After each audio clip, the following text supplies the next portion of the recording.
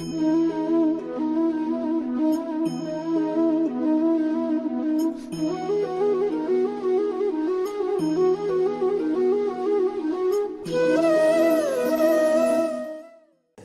we develop a mind which respects discipline? Because external world is nothing but the world of duty, kartavya.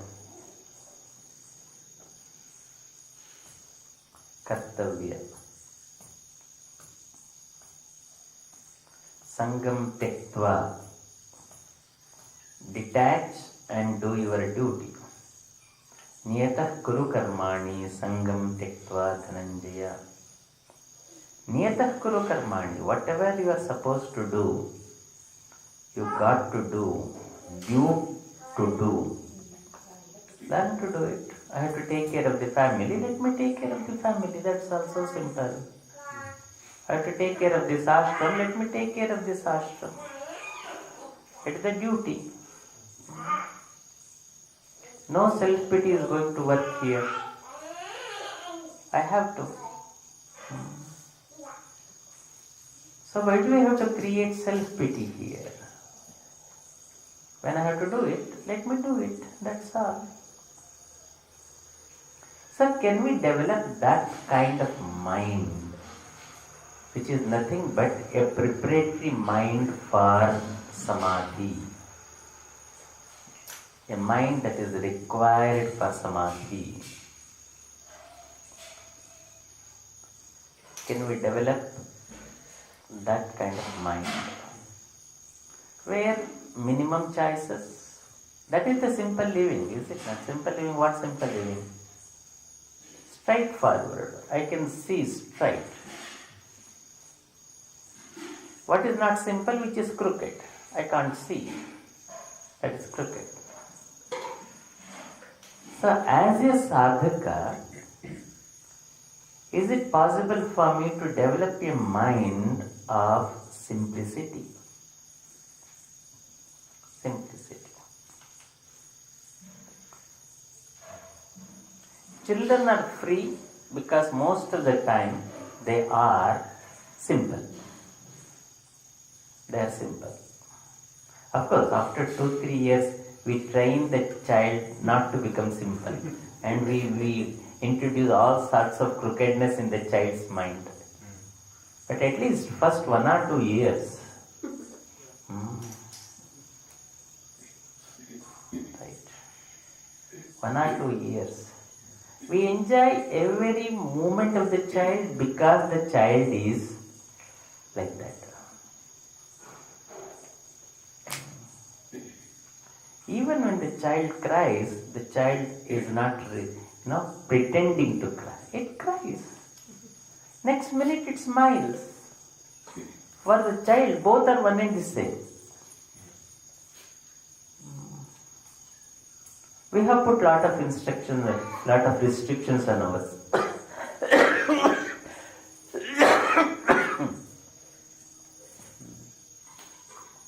So,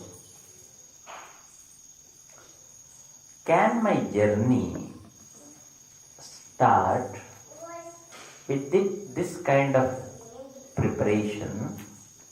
That is, I reduce the number of choices. I look at the world as the world of duty, not only a pleasure-seeking activity. In the very duty, you experience joy also, the pleasure also. You experience it. I am sitting here and I am talking. The very talking, if I accept it completely and sit and then share, the very sharing gives me joy because there is freedom. There is no burden. There is no obligation. There is no compulsion. I enjoy. How to find out whether my activity is giving me the joy or not? After an activity, If you close your eyes and look into your mind, if your mind is experiencing a sense of silence, then you have done your duty well. That's all. After sharing with you people, if I can go back with a very calm mind, serene mind, and no thoughts and no calculations and why did I speak like this, all those, then no, still it's a chatterbox and it is continuously chattering because the arithmetic is going on. Arithmetic is going on. And 99% we suffer because of this arithmetic.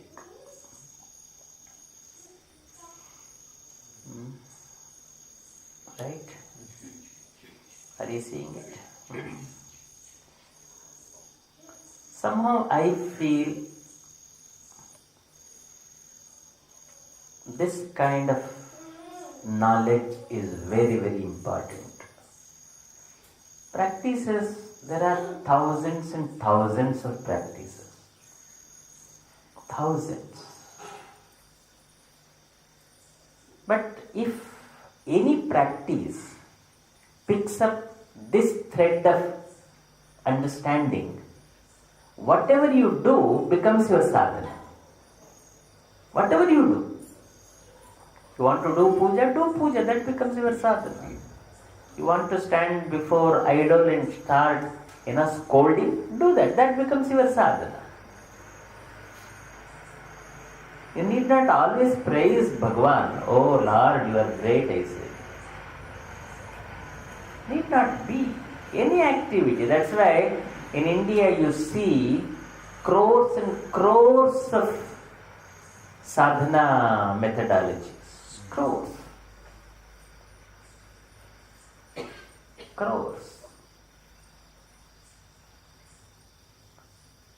So along with the technique, we need this understanding. Then the technique will have a beautiful energy activity. So the spirituality means convincing your own inner self is a spirituality. Not trying to convince others, not trying to argue. That's why the spiritual masters never argue. Only the scholars argue. Scholars fight. Intolerance, discussion, my God. External world. Please see this.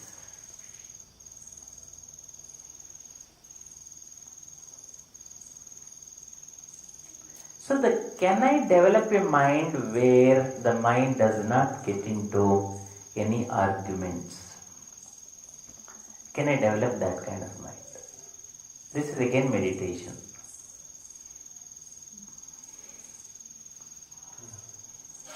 Right? Can I develop a mind where I accept it totally, completely? There is pain, there is suffering, all those things are there. But with all that, can I accept it completely? Then I see fact as a fact. The fact of pain I see. Fact of disturbance I see. Then very easy to handle that. Either you learn to stay with it because there is no answer, or you try to find the answer. I was sharing with Sudhindra and Srinivas Murthy. I am trying all sorts of techniques and methods and whatnot. Still, nothing is working. Right? Astrology, mantra, yantra, allopathy, homeopathy, kitapathy, all going on. I do with utmost sincerity. But still, I see it's not moving even an inch. So I am not frustrated. I'm trying to find out the other dimension of the whole thing. So meditation, why people talk great about the meditation is, we try to see the other dimension, the otherness of what is happening.